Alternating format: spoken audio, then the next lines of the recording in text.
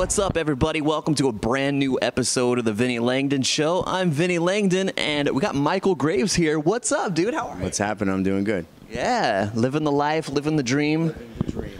Yes, the dream continues. Always. Well, we're going to go ahead and start off. You know, Michale Graves, you're a singer-songwriter, currently on tour right now. Yes.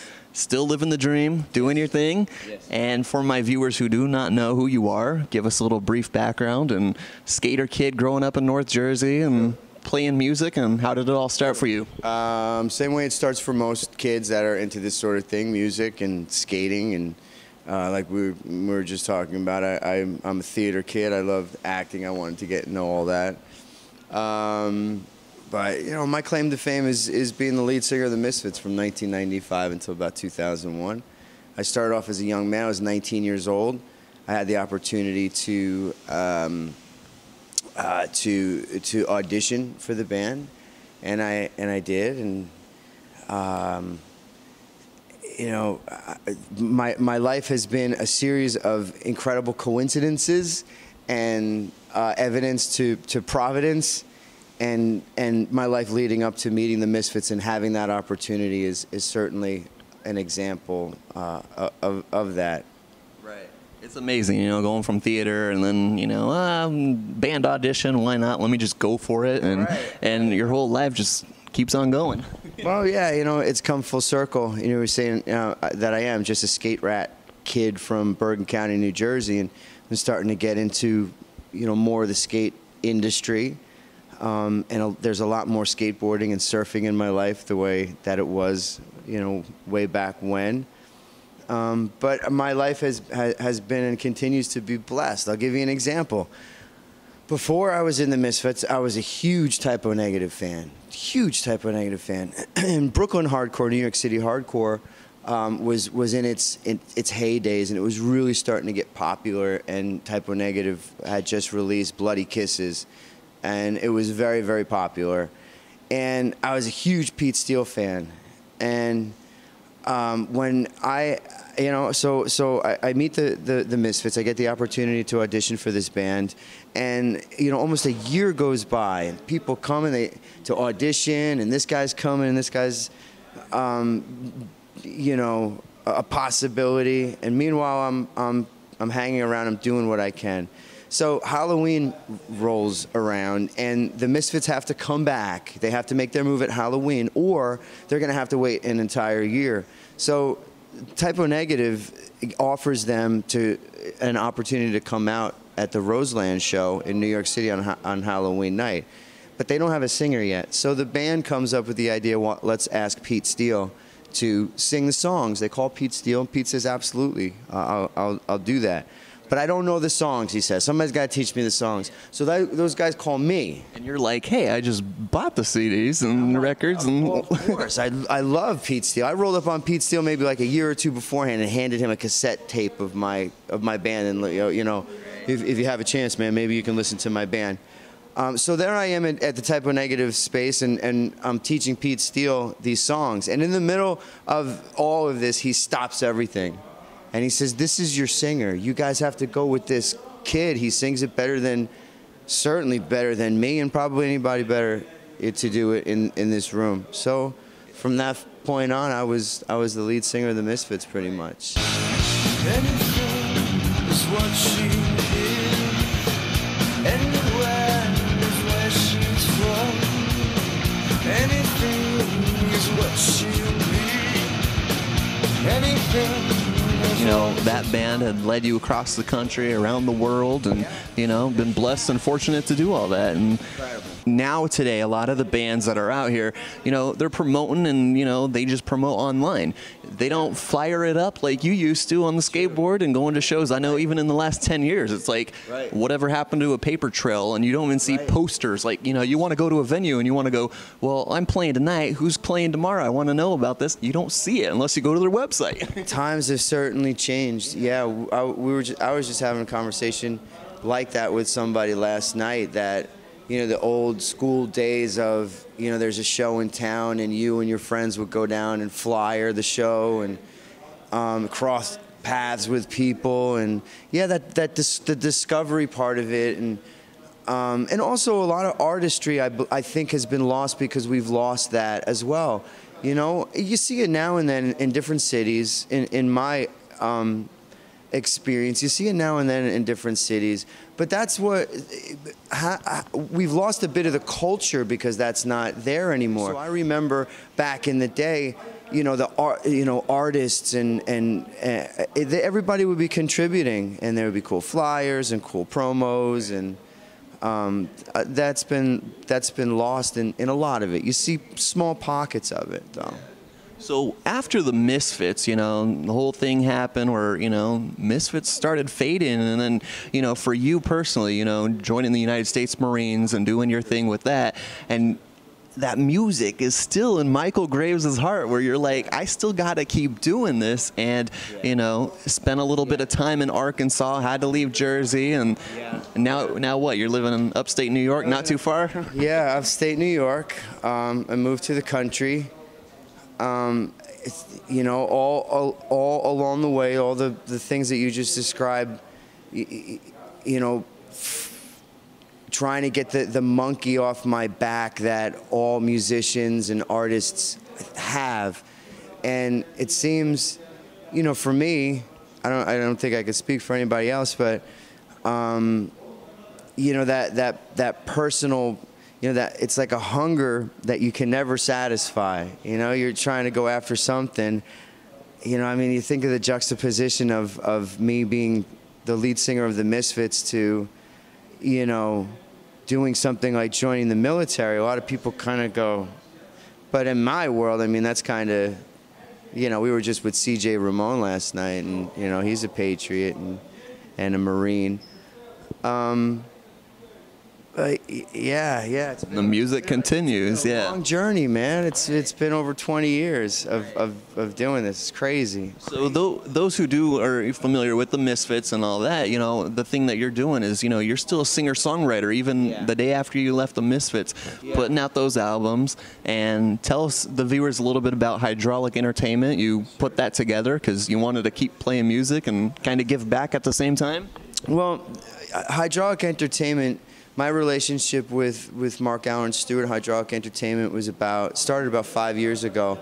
And him and I crossed paths, and we met, and we began to talk and find synergy with one another. He's a brilliant businessman, has a long, distinguished pedigree in the corporate world, and is just like Rain Man when it comes to horror movies and knowledge of that industry and specific genres like no one that I've ever met. So, you know, we had mutual interests, and the one thing that we continue to try to do with Hydraulic Entertainment and Michale Graves is we have that experiential component of everything that we do, because whether it's the Misfits or Michale Graves, everything, to me, it all boils back to the mission of why I do all of this and why I'm out here and I continue on. And the mission is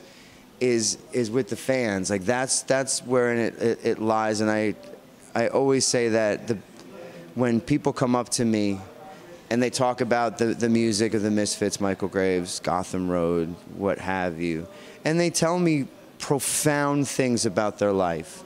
You know, you got me through high school.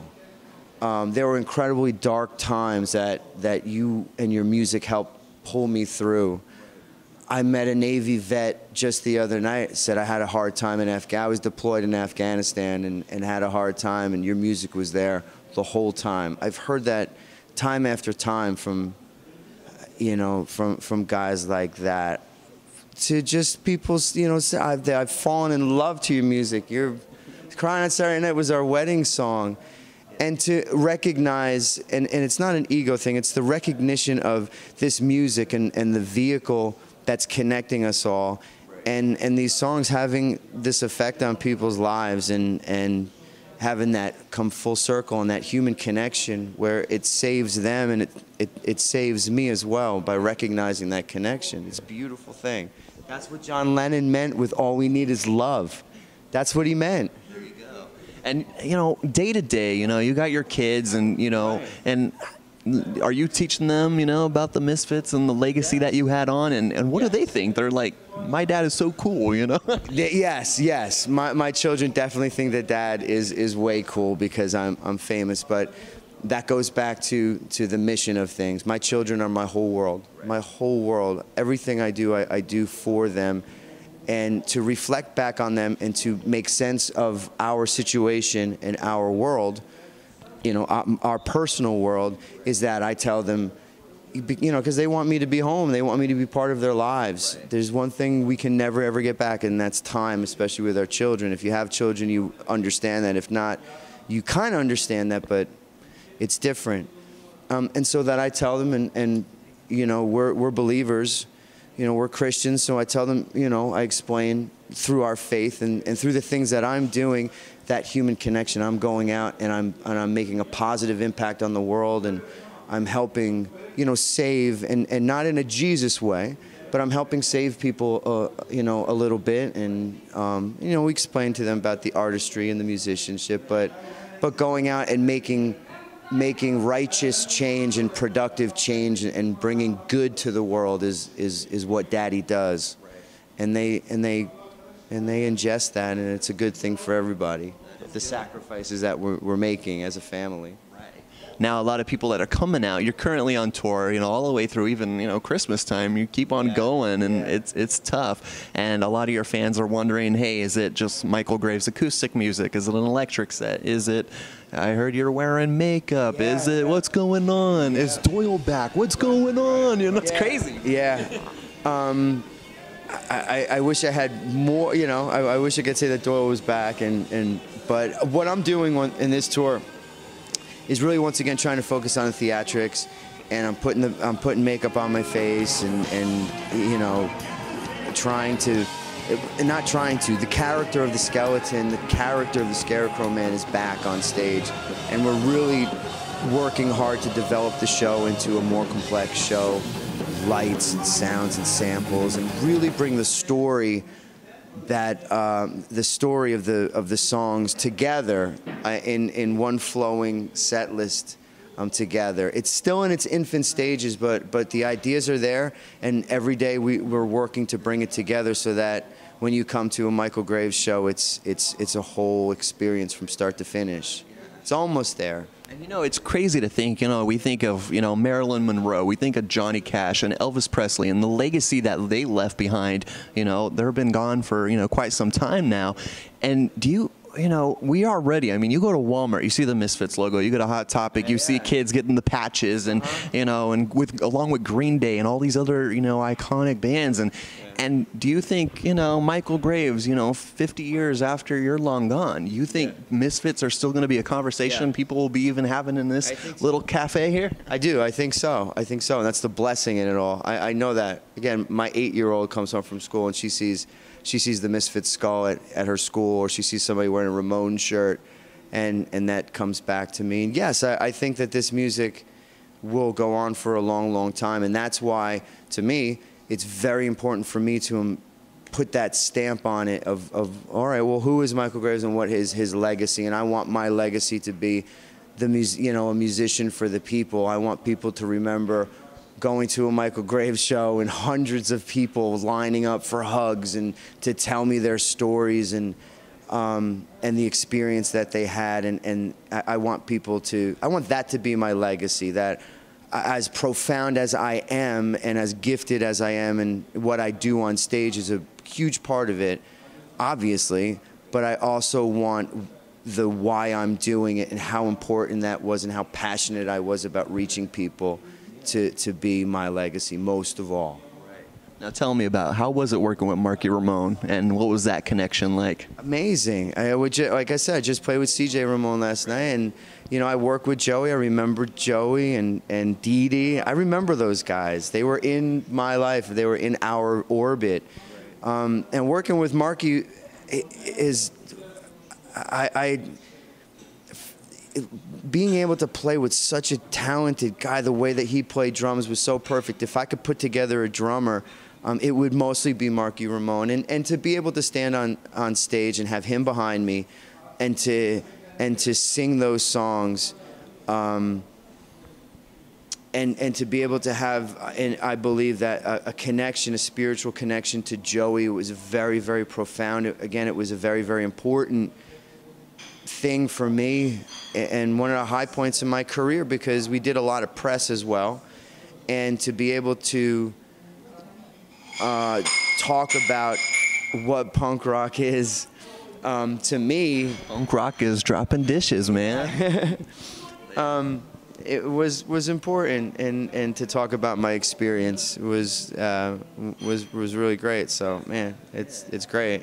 So you've been busy putting out these albums and these records, and putting out the acoustic versions as well, and for all your fans that want to hear it, and for the future, for bands, people maybe they're in a band currently, right?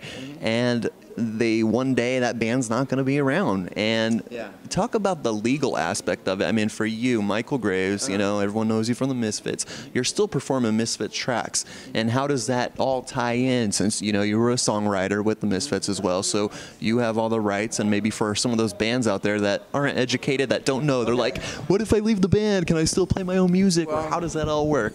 I mean, you can sue anybody for anybody. I mean, you can go to court for whatever. But the way that it boils down to, if you're a singer, you're a songwriter, if you write a song, the best thing to do, obviously, is, and you don't mail something to yourself anymore. That's just kind of dumb.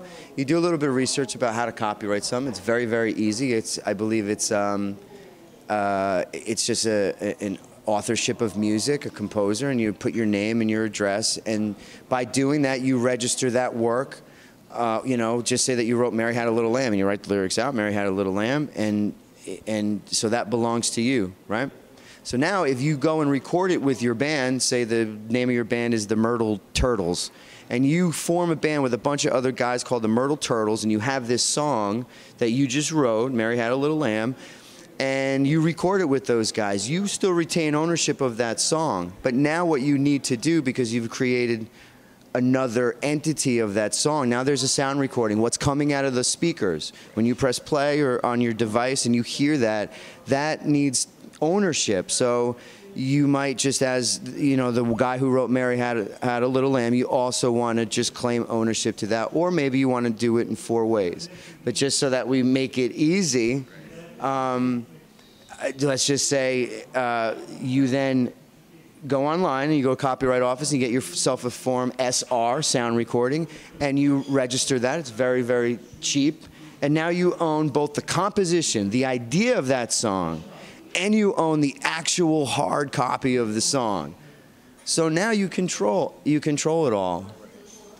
In my case, the way it works with the Misfits, and as for young people, it's very, very important to do. You have to use your brain. There has to be an intellectual component to what you're doing. It's a business. There has to be a cerebral part of this. You have to know a little bit of business, or you have no excuse when, maybe you wrote a little bit of Mary Had a Little Lamb and the Myrtle Turtles take your stuff.